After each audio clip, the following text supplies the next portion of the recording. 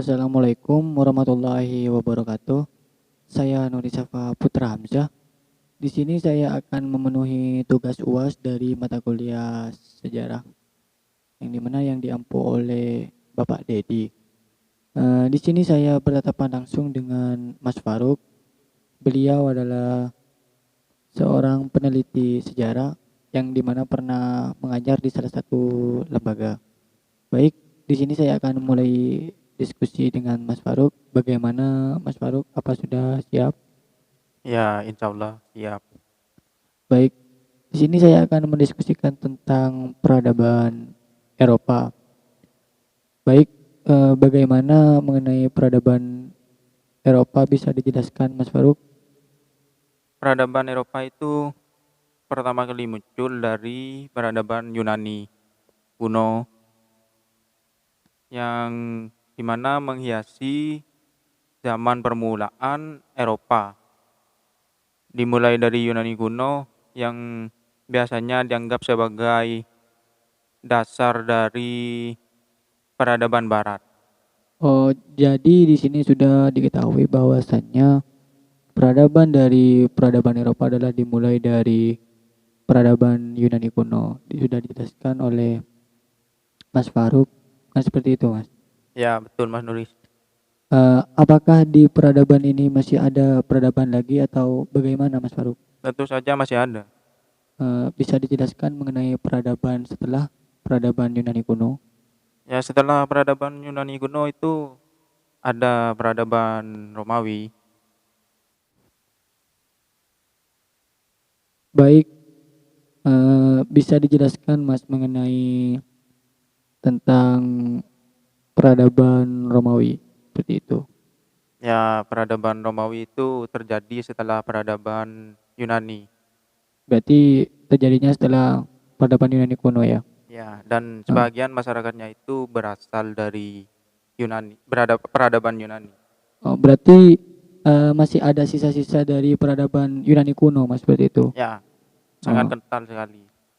berarti sudah diketahui bahwa dari peradaban Yunani sendiri sangat berpengaruh penting terhadap eh, bangsa-bangsa Eropa lainnya yang di sini dijelaskan sudah oleh Mas Faruk, yang dimana sebagian masyarakat dari bangsa Yunani itu eh, berpecah belah, yang dimana mengganti atau berpindah ke wilayah yang tadi sudah dijelaskan di Roma, yang dimana yang ada di negara Italia seperti itu.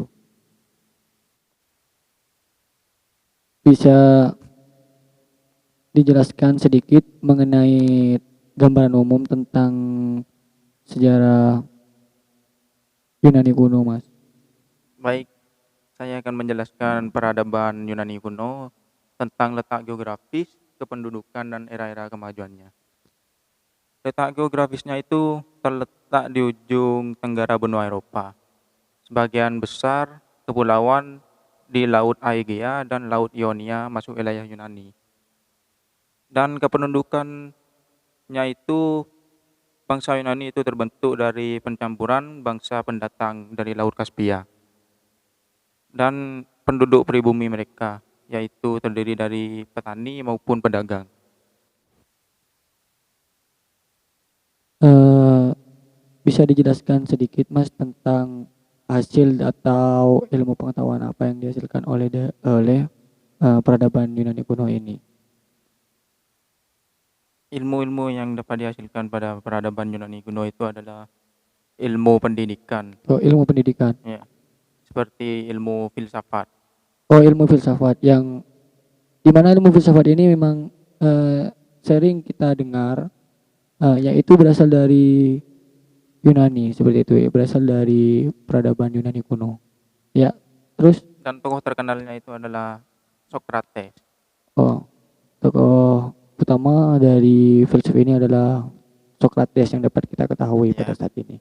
Eh, Baik, Dan yang terus kedua adalah teknologi, di mana pada saat itu Yunani sudah bisa menghasilkan perahu layar dan membuat barang-barang dari tanah liat dan juga membuat kuil-kuil dewa Zeus. jadi dapat diketahui pada masa kejayaan Yunani ini udah membawa hasil yang sangat banyak, yang dimana tadi udah dijelaskan oleh Mas Faruk, udah bisa sudah bisa menciptakan perahu layar maupun bangunan-bangunan kuat, atau yang sudah dijelaskan tadi ilmu-ilmu yang kita dapat pelajari pada saat ini. Baik, apakah ada lagi Mas mengenai hasil-hasil dari ilmu pengetahuan yang dihasilkan oleh bangsa Yunani kuno? Tentu masih ada lagi, Mas. Iya Mas. Yaitu mengembangkan industri dan perdagangan dan menghasilkan benda-benda logam untuk keperluan perang. Jadi disimpulkan dari bangsa Yunani ini bisa menghasilkan atau bisa menciptakan kebutuhan-kebutuhan sendiri seperti itu Mas. Ya, seperti itu. Di sini saya sedikit bertanya mengenai kepemerintahan atau hukum pada saat itu. Mungkin Mas Faruk bisa dijelaskan, jika ada tolong dijelaskan. Tentang pemerintahan dan hukum pada masa itu, kehidupan dalam masyarakat demokratis, yaitu dapat berpikir bebas dan berkarya. Jadi pada waktu itu juga ada hukum demokratis yang dimana di situ semua masyarakat bebas berkarya seperti itu Mas. Ya, Baik, kita sedikit mengulik tentang apa saja yang kita dapat rasakan dari efek peradaban Yunani kuno ini. Tolong Mas Faruk, jika ada apa yang kita bisa rasakan pada saat ini, tolong dijelaskan. yaitu efeknya adalah ilmu pengetahuan. Ilmu pengetahuan yang dimana yang bisa dikatakan ibu dari segala pengetahuan itu berasal dari Yunani seperti itu Mas. Ya, betul sekali. Ya baik, contohnya seperti yang tadi dijelaskan oleh Mas Faruk, yang untuk tokoh-tokoh ilmuwan yang kita ketahui adalah Sokrates, yang dimana itu berasal dari Yunani. Apa itu saja Mas untuk yang Masih kita? ada lagi Iya. tentang pembangunan itu, arsitektur. Baik, di sini juga ada tuangan ilmu dari Mas Faruk mengenai dampak yang kita bisa terapkan, yang dimana itu bangunan yang kokoh itu kita juga bisa terapkan pada bangunan-bangunan yang ada di Masa sekarang. yang ada pada masa sekarang. Baik, apa masih ada lagi Mas? Masih ada satu lagi, Mas, Iya. yaitu ilmu sejarah.